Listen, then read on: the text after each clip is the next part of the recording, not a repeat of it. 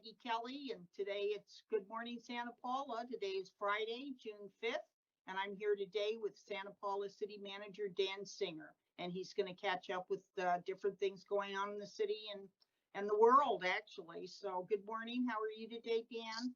I'm good, Peggy. It's good to see you on this gloomy day, but otherwise a beautiful one in Santa Paula. Yes, absolutely. So what should we, I think we'd start off with today because we're all experiencing what's been going on with the really tragic death of Floyd George, the scandalous death of George Floyd, and how that has affected all cities. What's your perspective on that? Absolutely. A tragic incident, and what's so shameful is not just the brutality and the way that he lost his life, but the fact that people were standing around not doing anything about it. It's just unconscionable. And I'm pleased to have a police department here that already trains our officers on appropriate use of force, which obviously we only use when we need to apprehend someone who's uncooperative or violent, to often protect other people. And had a number of conversations with our police, and we are fortunate not to have the kind of tactics that have been used in Minnesota endorsed in any way in this region. So that's a positive, but it is also bringing attention to police presence and their training and their use of force. And I'm sure we are going to continue to hear from our community about what their expectations are of our city. And we'll be having more dialogue about that. It's hard right now to convene community forums around the topic because of COVID. But it would be reasonable to think that, this fall that we might be in a position to have more dialogue about what we do and what we don't do. Yes, and I think that's very necessary for everyone at this point, just so there is communication and there is a dialogue. I think that's so important, and you're right. Nothing like this has happened in Southern California. In a lot, but it's been happening way too much in other places, and it happens across the United States, and we're all feeling it here and feeling the pain for the George Floyd family and the aftershocks. Yes. So, but we haven't had any problems in Santa Paula. No, we haven't. We had a very peaceful protest right in front of our police station this past Sunday. I understand there might be one, not this weekend, because I think that will be in Fillmore, but then possibly the following weekend. We're here to support that. We were geared up this last weekend, but we're obviously ready to support any type of peaceful protest here in town. Of course. And we also wound up sending out at the bequest of other agencies, or actually the request of the state, we sent mutual aid to various areas. We did. Much larger and much more action, as it were, and now and equipment now, and of course because this has been declared a statewide disaster, COVID-19 as it is, and this now was declared a disaster, I guess, or a state of emergency. So correct. So that means that the Santa Paula Police Department, unlike regular mutual aid, which we all trade off with each other, they will actually get compensated. Absolutely. For the salaries and the costs. Yeah, all of our support, both in Long Beach and recently in Beverly Hills, and also we sent 4 people all the way up to San Francisco. All of that support was initiated by the State Office of Emergency Management, and so we will get fully reimbursed for those expenses. It's nice that our police not only have the training needed to go and be able to give this support, but also that we are now at a staffing level, thanks to the Measure T monies that come in from when that was passed 3 years ago. We now have a level of coverage that we can afford to go and help other agencies and still have the coverage we need here in town. So Yes. I wouldn't have agreed to send people all the way up to San Francisco if we thought that they weren't, if we thought they were going to be needed this last week here. Right. And Police Chief Cordero had told me too for a story this week that basically we were never below 60% staffing, even with people being deployed other places. So that works out very And well. we also have reserves and can always call on the county if we need extra help. Absolute mutual aid, Yeah. there you go. Now, and we've had a lot of celebrating in town. Let's look at a little cheerier subject, our graduations. I know, and what a great couple of days. Great seeing the families and the community support our graduates. Great seeing them actually get a chance to graduate and flip that tassel over. And great job to the school district and the PTA, to Bob Allen for filming all of this at KATY. It was really a great thing. It's such an odd week to have all of these riots around us and then these celebrations. I think that juxtaposition just felt odd. But I will say that what a blessing to be in a town, a rural community where we can feel safe, where if people are going to protest, they're not going to do harm to the very mom and pop shops that they support or that their friends and family own. I think the likelihood of vandalism here is so low as a result. That's not to say we don't have gang problems and other problems, but sure. I think it was great to see the celebrations and our families be able to enjoy graduation and not have a curfew, not be told that they couldn't be out in the streets, and now to have our restaurants opening up and to go and celebrate in the traditional ways. Yes, absolutely. Now, I guess that kind of segues this into COVID-19. So we have been seeing restaurants open up. We have been seeing retail businesses open up. Could you give us a little information on that? Yeah, a number of our facilities have been very slow to adopt all of the requirements that the county is placing on businesses now. However, Thursday when I was walking Main Street, we now have the draft is open. We still have takeout at, El Capriccio, I think, is open as well on Main Street. And Rabelais is open. Rabelais is about to, if they haven't, for dine-in, right?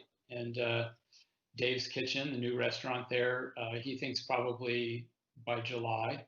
So, and almost all of the shops were open. So it was great to see that. The hair salons, I walked into one and it was busy as all get go. Oh, really? Could be years until I can even get a haircut. Absolutely. I feel like beauty school dropout did my hair. Yeah, well, that's wonderful. Yeah, and there's more traffic on the streets. I think people are so relieved. Now, what basically are we going to? I know you were talking earlier about some opportunities too for small business that the county has come into some grant money that they're going to be dealing out, as it were. Yeah, so in a nutshell, the county received or will be receiving almost $150 million from the first stimulus package from the feds. And local government wasn't receiving that money. It was really mostly to help support them with all of the COVID testing and the ramping up that was needed, as well as unemployment and all sorts of social services. They have carved out 20 million of that, 10 million to go towards supporting people who might be facing evictions and to help with rent, and then the other 10 million for small businesses. We want to really encourage local businesses to look to take advantage of this. And in a nutshell, if they're a business that grosses less than $2 million a year, which I would think are most of our smaller businesses, and didn't receive any of the SBA funds, which I am not aware of anyone locally that did, then they can apply for up to $5,000. That'll be through the VC emergency, or now I think it's VCreopens.com. And so we're sending out a postcard to direct people there to all of our local businesses. We're working with our Chamber of Commerce. We're even going to offer to help fill out applications. Oh, that's wonderful. Especially if they need help. We've got a couple of people through the chamber that are Spanish speaking and are going to be available to help people make sure they can get some of this money. I don't think there's any strings attached. I don't think it has to be paid back. I think it's to help sustain them through this downtime and help give them the tools they need to get reopened. That's ultimately what we want. Now, when you say about the government loans, just to go back to that a little bit, I know a couple of businesses that got like the $10,000 grant, but then they were told that they didn't have the right paperwork to get a loan. Have you been hearing that? I've heard that anecdotally. I haven't heard it directly from anyone.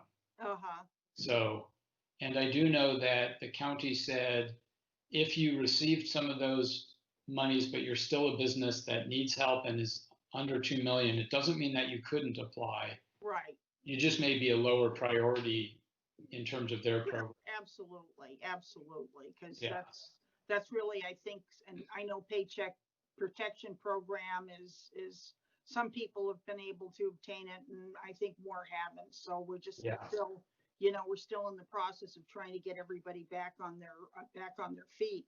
So what have you observed? I've observed that there's a lot of traffic on Main Street. People are social distancing. People are wearing face coverings and things like that, which in Ventura County, we're not required to.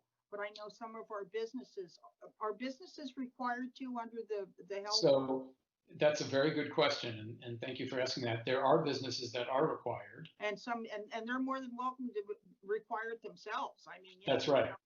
That's right. Any business. In fact, I was just at Costco this morning, and they clearly said, we are requiring you to wear a mask. So even though our county doesn't require it, that business is saying, unless you have a mask on, we're going to refuse business to you, which they're allowed to do.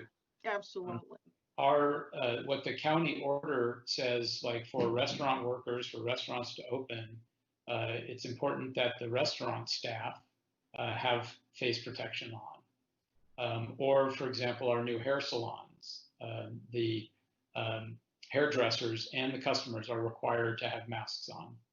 So that's going to be important to happen as we kind of see what the new normal looks like. And it seemed that most people were very cooperative, those that I saw on Main Street.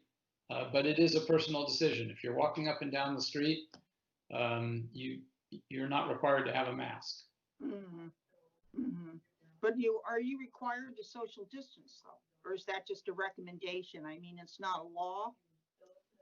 Well, that's kind of a fine line. So if you're part of a family unit, you don't have to social distance. You are asked to keep your distance. Those businesses and restaurants that are opening back up are required to create an environment that has social distancing, so that checkouts or the number of people let into the store or the line to get into the store needs to adhere to those social distancing principles. Absolutely. Boy, who would have thunk it, huh? I know. It's amazing. It's still all and I these months. Figured out how to eat with a mask on. Yeah, it's not that many months. I mean, that was first reported in the county March. When was it? March 6th. Yeah. So that's April, May, June. Well, unfortunately, cases aren't slowing down here in Santa Paula. No. We continue to have problems with that. So really do want to encourage the public to continue to take precautions. It's out of respect for those that are willing to come and serve our meals, willing to come and be our bank tellers and our grocery store tellers. Absolutely. And it's for their protection as much as anything. So absolutely. Hope to continue to see that cooperation. And I know we've got a testing site now right over at the old Ford dealership on Heather. That's right. And it's open Monday through Friday. I think it's 10 to 7. Yep. Everybody can go in and you can get a free COVID-19 test. Yep. And they just they want to encourage people to get tested. Bring an ID. That's all they require, and you give me your contact information. I haven't gone in yet myself, but I'm planning on it. How about you, Dan? Have you been tested? I have not. They're really asking that you go get tested if you feel you need to and or you feel you have symptoms. Okay. And so they're not asking everyone to just test for the sake of testing. Oh, okay. Then I'm off the hook. A little bit. Yep. I apologize. I was under the impression they just wanted people to get tested. You do look a little flushed though, Peggy. I don't know, is that just good lighting or? uh, Flush, blush, it's all the same, That's right. it's a little color in the cheeks. Well, listen, Dan, it's always wonderful seeing you. Is there anything you'd like to add? I think that really wraps it up. It was a great week.